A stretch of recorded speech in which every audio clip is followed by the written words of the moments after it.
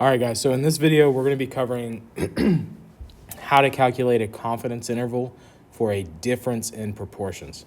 So this concept is very similar to when you calculate a confidence interval for one proportion.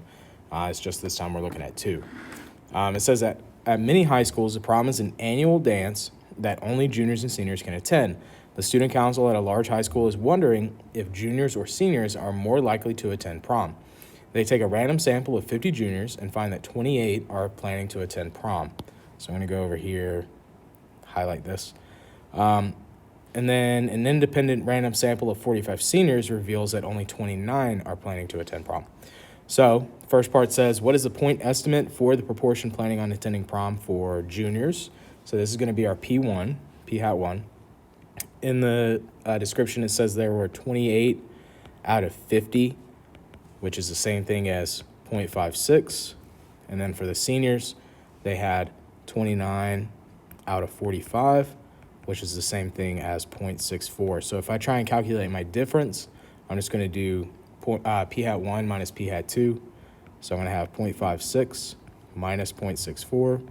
That gives me a difference of negative 0.08. And so when you're looking at a difference, you could have a negative difference like we have here. You can have a positive difference, or you have zero. So in your difference, like in this case right here in our sample, we got negative 0.08. That tells us that more juniors were surveyed going to prom than there were seniors. But we're going to calculate a confidence interval to try and estimate the true value.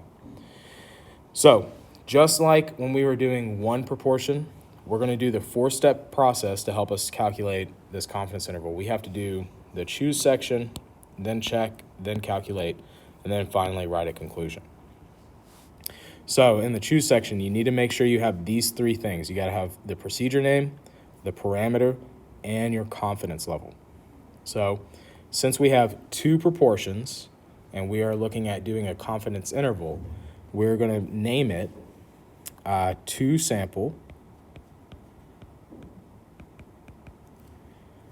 Z interval for P1 minus P2. All right. And then the parameter is P1 minus P2, right? So we need to define that. So what does it represent? So in this problem, P1 minus P2 represents the true difference in proportions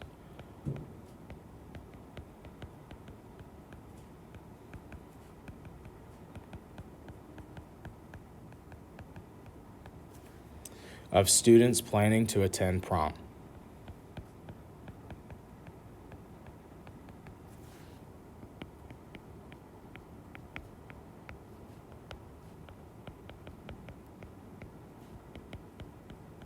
And in parentheses, I'm going to write how I solved it. I did juniors minus seniors. You got to make sure that you identify how you subtracted, how you found the difference. And then confidence level, it asks us to do a 95% confidence interval. So our confidence level is 95%. So you got to make sure you have all three of these things in the choose section. And another thing to look out for is that you want each of these parts, every part that's required in each section needs to be in their respective section.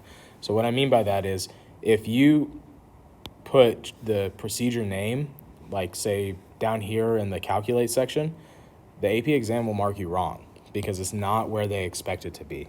Whenever they go through and grade your AP exam, they're going to be seeing, okay, do we have the procedure name? Do we have the parameter? Do we have the confidence level? Okay, good. Let me move on to the check section. If you're missing that part, even if it is in another section, it'll still count against you. So you need to make sure that you organize this properly, okay?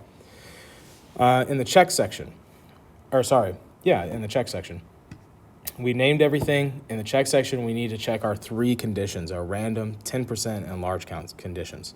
Now, since we have two different proportions or two different populations, we need to check these conditions for both groups. It needs to satisfy all three conditions for both groups. So the first thing is random. Do we have random samples or random assignment? And in our description, typically a lot of times on these types of problems, they'll just tell you, we took a random sample of whatever. And if you look up here, it said the student council at a large high school takes a random sample of juniors and then an independent random sample of seniors. So for our random check, we can just write independent random samples. And so since it told us that, we're good on that one. Next one is 10% rule. And so 10% rule means that the sample needs to be less than or equal to 10% of the population. And I'm going to do this for both groups. So N2 less than or equal to 0.1, big N2. And so if I check both of these, for juniors, we had 50 juniors in our sample. And since this is a large high school, so it's pretty safe to assume that that 50 is less than or equal to 10% of all juniors.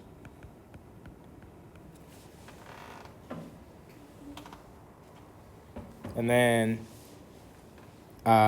we had 45 seniors. And again, it's safe to assume that that's less than 10% of all seniors.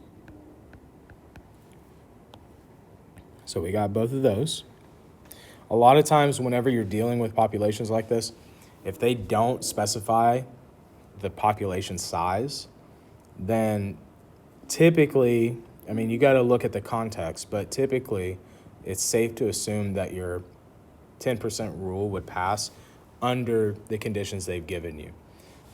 Like in this case, it's safe to assume that 50 is less than 10% of all juniors. Like if you have a large high school, you'd probably have 500 juniors and 450 seniors, right? So we're good on those. And then the last one is our large counts.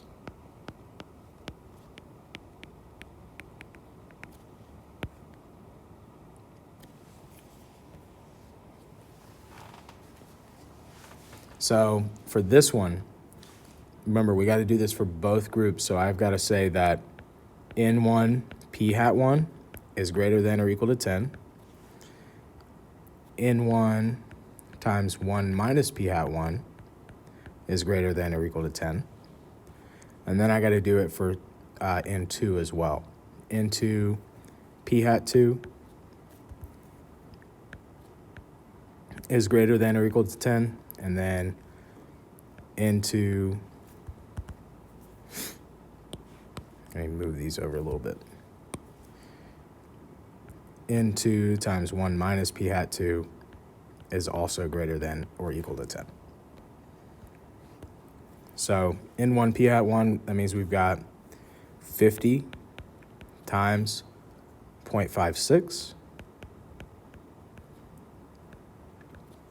That's equal to 28, which is greater than or equal to 10.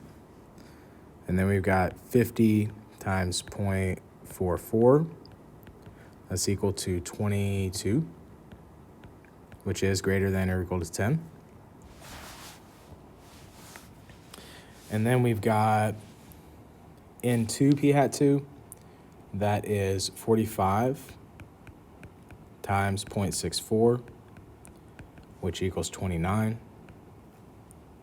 which is greater than or equal to 10. And then we've got 45 times 0.36, which equals 16, which is greater than or equal to 10. So since we satisfied all of these, and we satisfied all the other conditions, now we can move on to the calculate section.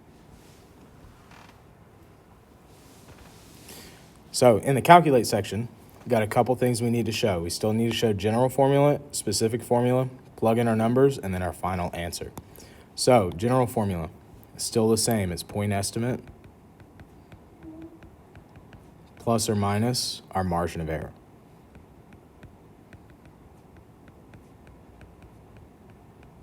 Okay, and so the specific formula is going to look slightly different from one sample, but is basically the same thing. So I'm going to go back a second. Actually, this is a blank one. But normally we'd have p hat plus or minus z star, right? That's if we had one proportion. But since we're doing a difference in proportions, I just replace that p hat with p hat 1 minus p hat 2. And then plus or minus z star. And then the standard error for a difference is just the square root of p hat 1 times 1 minus p hat 1 over n1 plus p hat 2 times 1 minus p hat 2 over n2.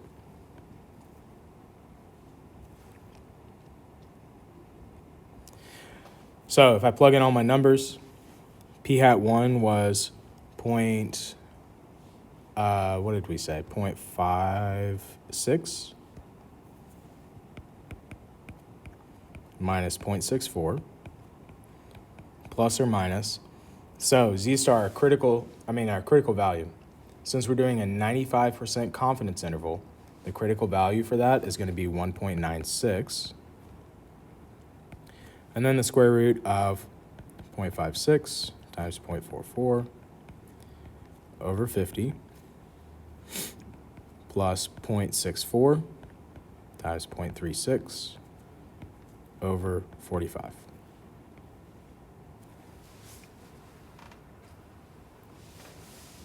And so if I simplify all that, my point estimate was negative 0.08 plus or minus my margin of error, which is going to be 0.20. And that's going to give me a confidence interval of negative 0.28 up to positive 0.12.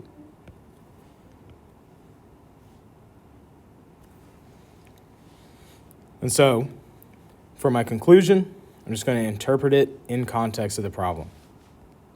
So I can say we are 95% confident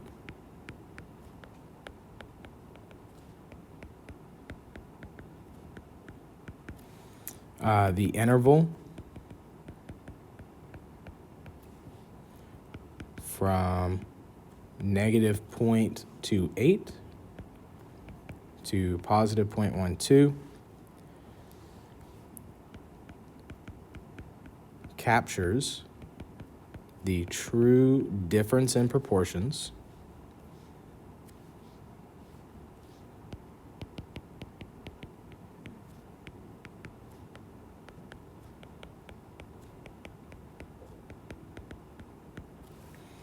of students planning to attend prom.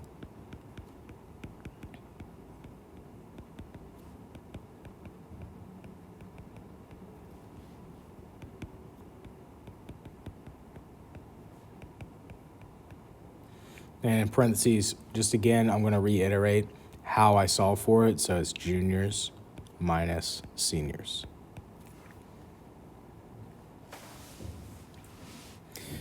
And now question 3 says, does the interval provide convincing evidence that juniors have a lower proportion planning on going to prom, or is it plausible that there is no difference between the two classes, and explain? So our interval went from negative 0.28 to positive 0.12, right?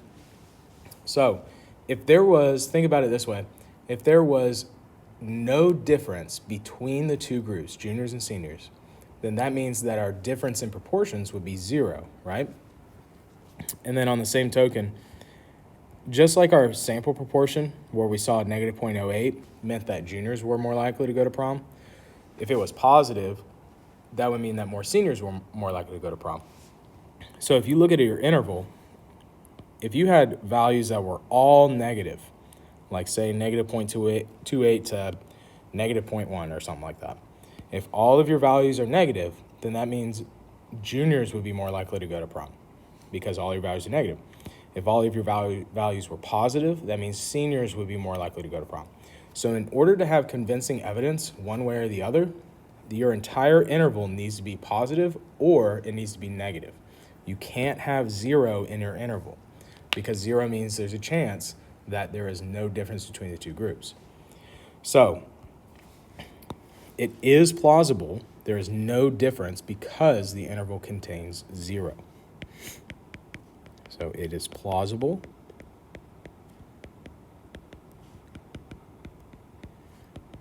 there is no difference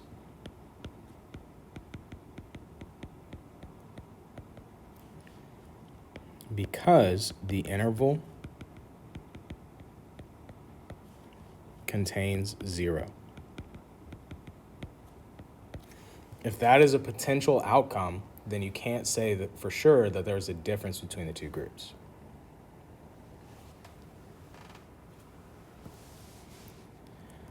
So, a couple of quick notes. For the 4-step method, the 4C method,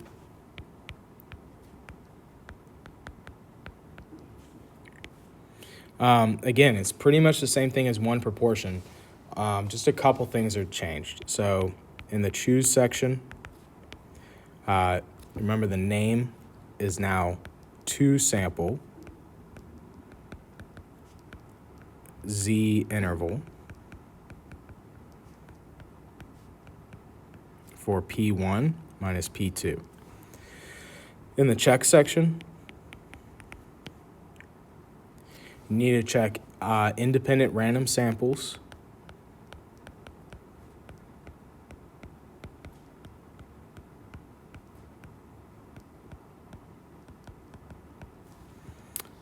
or it could be random assignment.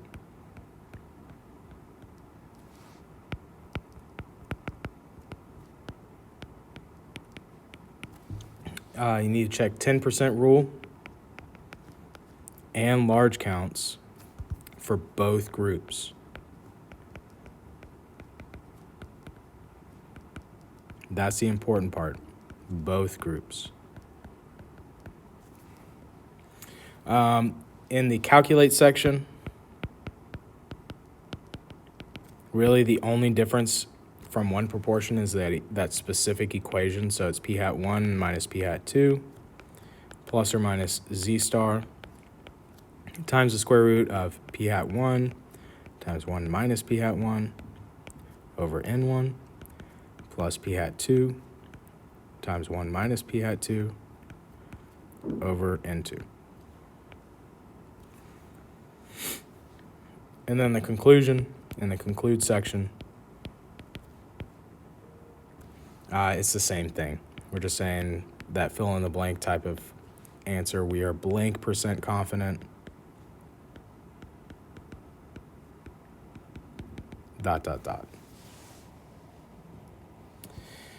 then the next thing, a lot of times it's going to ask you to evaluate your claim. So like right here, we did the 4-step process, and then question 3 asked us to evaluate it. What does this tell us? Do we have convincing evidence one way or the other? So anytime you have a problem like that, if you need to evaluate the claim,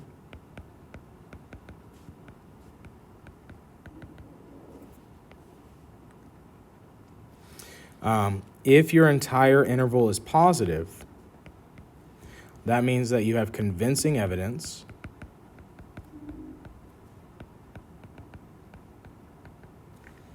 that P1 is greater. If you have an entire interval that is negative, you have convincing evidence that P2 is greater. And if your interval spans negative and positive, that means it contains 0, which tells you that there is no convincing evidence of an alternative.